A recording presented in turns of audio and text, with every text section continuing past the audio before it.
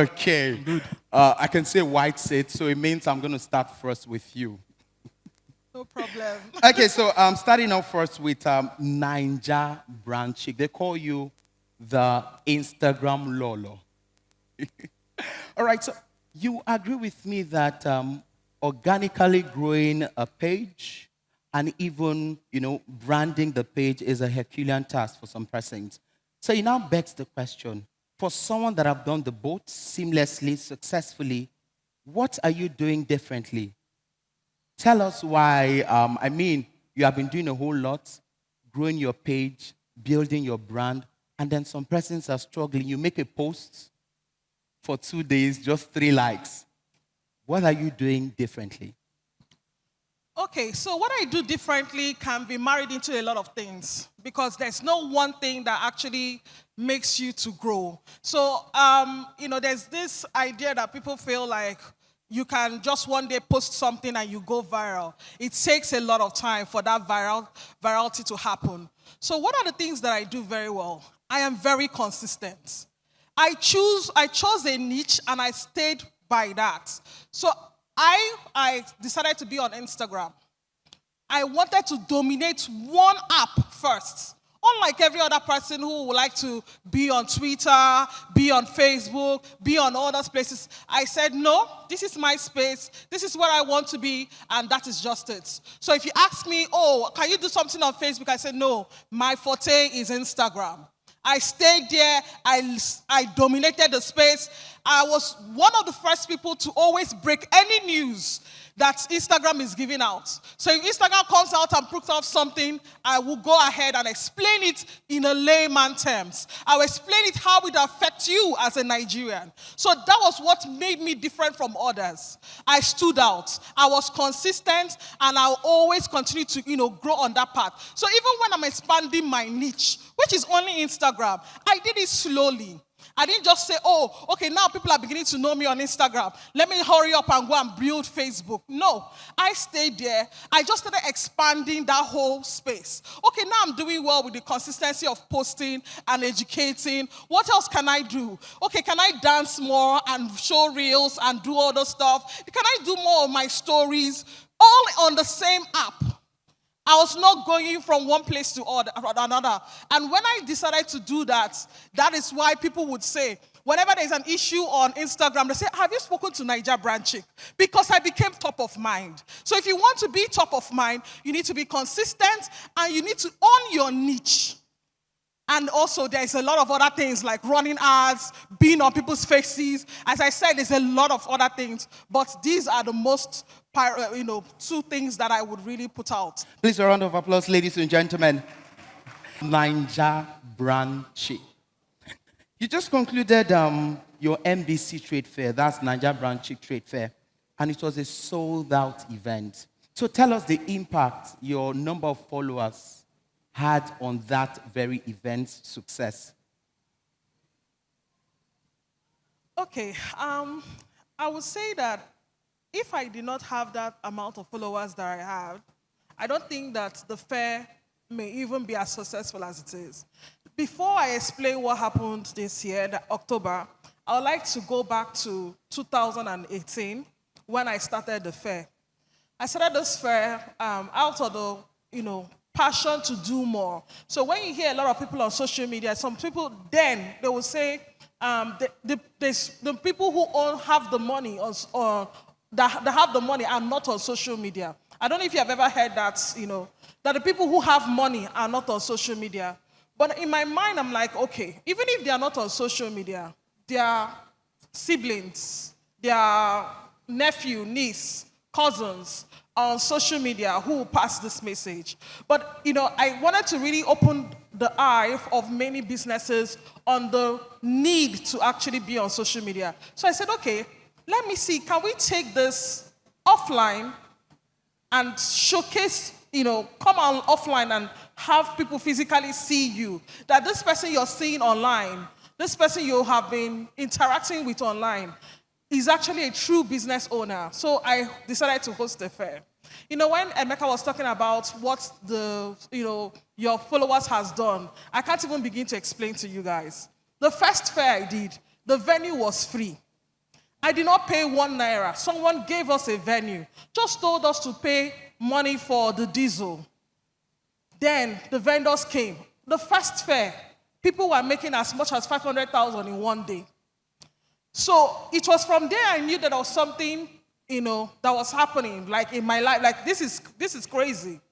That first fair, we had a bank come to us. I didn't go to them. Wow. This is why I'm saying that the need for our following. I didn't go to them. They came and said, okay, I want to partner with you guys. You guys will need people to withdraw money. 2018, 2019, 2020, I did it here, right here in Owerri. In 2000, for those who may remember, I did NBC Trade Fair here in Owerri.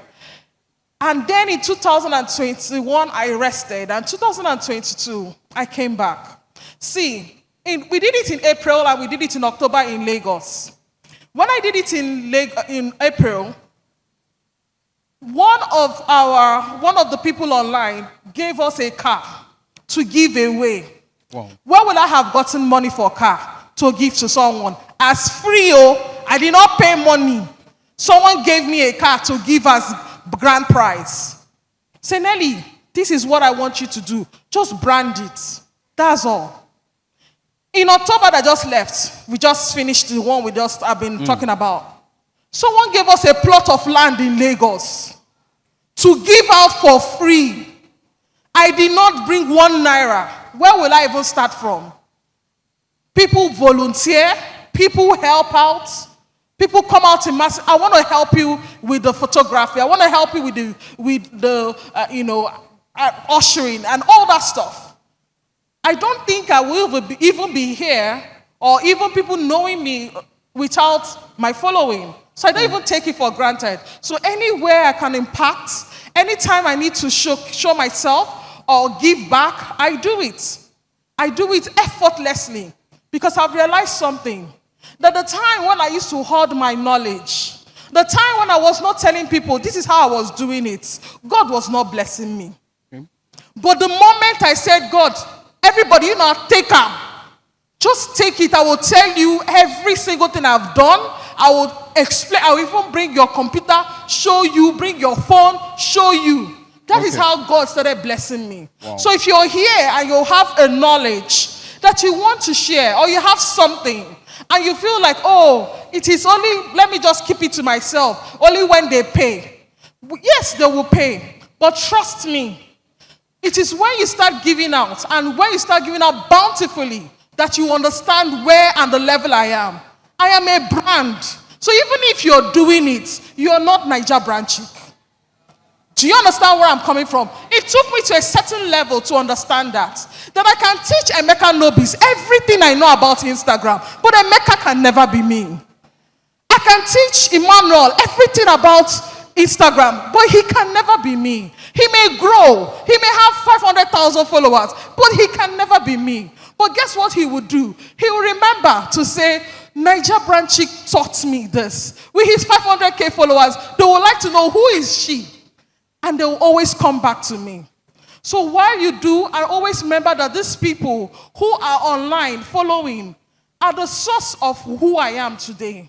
Wow. When Emeka was talking about what he was wearing and how most of the things were things that people gave, and I just looked at my shoe.